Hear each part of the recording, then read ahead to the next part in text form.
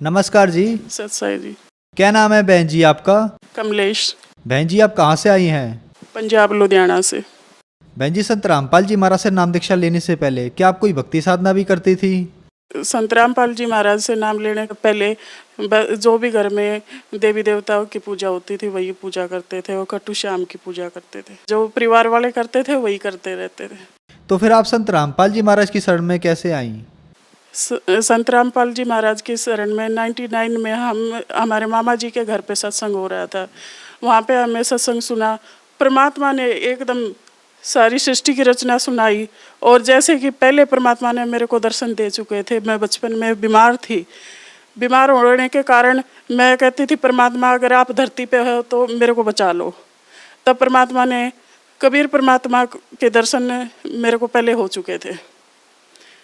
फिर उनकी शरण में जैसे ही परमात्मा का स्वरूप देखा और सृष्टि ज्ञान सुना वही परमात्मा मेरे को मिले। वो जो परमात्मा का स्वरूप मैंने देखा था वही परमात्मा के स्वरूप के साथ में दर्शन हुए थे।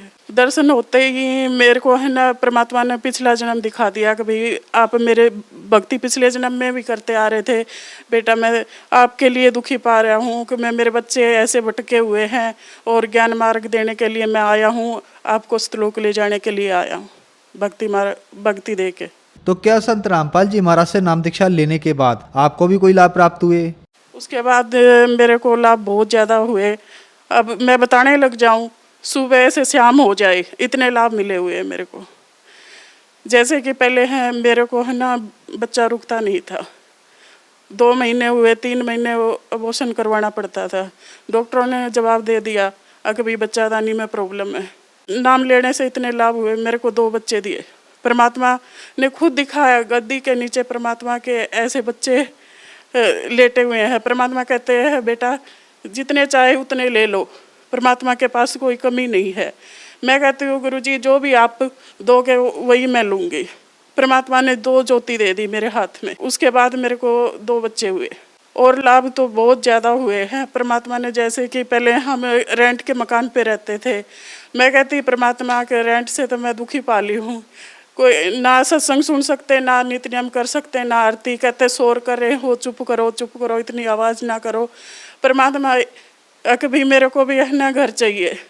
परमात्मा ने स्वप्न में आके कहते बेटा अगर आपको घर चाहिए। मैं कहती हूँ हाँ परमात्मा आपकी भक्ति में बाधा आ रही है, मेरे को घर चाहिए। तो परमात्मा स्वप्न में आके मेरे को प्लाट नंबर बता के गए और वही प्लाट नंबर हमें लिया। पहले गलियों में घूमते रहते थे, कभी प्लाट नंबर कोई नहीं मिला हमें। और एक बारी हमारे घर में चोर घुस गए थे रात के समय पर। मेरे बच्चे को उठाने के लिए आए थे तो मैं सो रही थी। परमात्मा कहते बेटा उठ, तेरे घर में चोर घुसे हुए हैं। फिर परमात्मा ने 2 बारी आवाज़ लगाई। तीसरी बारी परमात्मा थोड़े गुस्से से बोले अगर बेटा उठ, तेरे घर में चोर घुसे हुए। मैं उठ के देखा तो मेरी मंजी के नीचे सच में चोर घुसे हुए थे और बैठ के देखने लगी तो उसकी शर्ट बाई तरफ उड़ रही थी। वो उठने के बाद देखा तो वो भाग के निकल गई। और एक बारी क्या है कि भी इनका परिवार में ही दादी जी है उनके साथ झगड़ा हुआ। उन्होंने मोट छुटवा दी हमारे पे।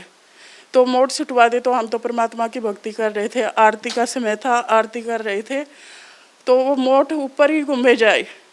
हमारे भगत जी कहते हैं देखो ये क्या आ रहा है। मैं कहती हूँ परमात्मा की आरती करो, संत रामपाल जी महाराज का नाम सुमरन करो। और हमें ऐसे ही किया। वो मोट आध घंटा हमारे ऊपर से घूमी गई। घूमने के बाद हम देखते तो नीम का पेड़ था उसमें जाके गिरी। वो गिरने के बाद उस नीम के पेड़ में आग लग गई। आग लगने से फिर वो नीम का पेड़ सूख गया बिल्कुल। किसी के माध्यम से पता चला कि भाई वो मोट छोड़ने वाला कहता है कि भाई किसके पास छुटवा दी आपने, अगर वो तो बहुत इतने तगड़े समृद्ध की शक्ति में है, परमात्मा की शक्ति में है, उनके बस के हमारे से ये मोट वगैरह नहीं छोड़ी जाएगी, हमें माफ़ कर दो। नहीं तो मेरी जान को खतरा था, मैं पेड़ में नहीं डालता तो। और एक बारी है ना मैं घर पे जा रही थी तो घर पे जाने के बाद मैं पर्स टांगे हुई थी, बाइक पे बैठे हुए थे, भैया था, मेरी बेटी थी। तो ऐसे ही सामने से बस आ रही थी और पीछे से ट्रक आ रहा था, बाइक बीच में थी। तो उस लेडीज को पर्स छीनने लगी। मेरा पर्स की डस टांगे हुई थी, पर्स जैसे ही छीनने लगी मैं गिर गई। मैं कहती हूँ परमात्मा आप ही बचा सकते हो, तो इतना 5 मिनट का जो गैप था 15 मिनट का कर दिया परमात्मा ने। और मैं नहीं ट्रक आया, इतनी देर में नहीं बस आई। संत गुरु रामपाल जी महाराज ने बचा ली। फिर संत गुरु रामपाल जी महाराज के पास गई मैं दर्शन करने के लिए। गुरुजी ने कहा, बेटा आज तेरा जन्म इतना ही था, खत्म होने वाला था। यह जन्म दान तो परमात्मा ने दिया है, और परमात्मा तो मेरे को इतना ज्ञान दिया है, इतना निर्मल ज्ञान, कभी इस धरती पे पहली बार ज्ञान मिला है। और लाभ ये हुए कि मेरी माता जी की डेथ हो गई 8 महीने पहले ही। फिर वो मेरे सपने में आई। सपने में आने के बाद कहती है, बेटी तो अपनी साधना में लगे रहना, और अच्छी परमात्मा आए हुए हैं, इनकी शरण को छोड़ना मत, आप लगे रहना। और ऐसे ही है ना, मेरे ससुर जी थे, उनके भी पेन होता था पैर में। तो पेन होता था, इतना होता था कभी ज़मीन में लेट जाते थे। ज़मीन में लेटने के बाद कहते थे, परमात्मा आज मेरे को बचा लो, इतना दर्द होता है, या तो उठा लो। फिर सत्संग सुनाते थे तो पिताजी को बोले, मैं कहा पिताजी आप नामदान ले लो, आपका दर्द ठीक हो जाएगा।